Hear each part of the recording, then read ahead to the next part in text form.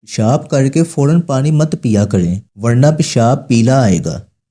نہا کر کبھی آنکھوں میں سرما مت لگائیے ورنہ بنائی کم ہو جائے گی۔ پخانہ کر کے فوراً روٹی مت کھایا کرو ورنہ بواسیر ہو جائے گی۔ آدھی رات کو اٹھ کر کچھ مت کھاؤ، پیٹ میں پانی بڑھ جائے گا۔ چلتے ہوئے کبھی روٹی مت کھاؤ نہیں تو تمہارا معدہ سکڑ جائے گا۔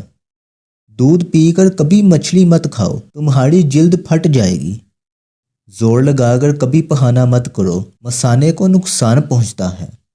لوہے کے برتن میں کبھی دودھ مت پیو، ہاضمہ خراب ہوگا۔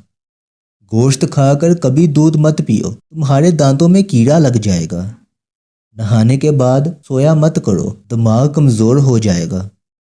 جمائی لیتے وقت کبھی انگڑائی مت لینا ورنہ تمہاری زبان کو کچھ دیر کے لیے لکوا ہو سکتا ہے۔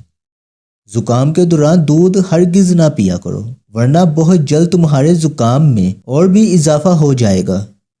کسی سفر پر جانے سے قبل ملٹھی کے ساتھ گڑ کھا لیا کرو، جسم میں جان رہے گی جب تک سفر میں رہو گے۔ ناک بند ہو جائے تو ایک ناک کو ہاتھوں سے بند کر کے سانس نیچے کھینچو، ناک کھل جائے گا۔ سست بدن کو چست بنانا چاہتے ہو تو روز کچے امرود کھاؤ۔ بنائی کمزور رہے، صبح اٹھتے ہی پالک کے پتوں کو دیکھو۔ سبق یاد نہیں ہوتا تو سونے سے پہلے دودھ میں دھنیا ڈال کر پیا کرو، جو بھی دیکھو گے پڑھو گے یاد ہو جائے گا۔ ناخن کا بڑھنا روکنا ہو تو ناخن ایک بار کاٹ کر اس پر شلجم کے پتوں کو رگڑ دو، ناخن بڑھیں گے نہیں۔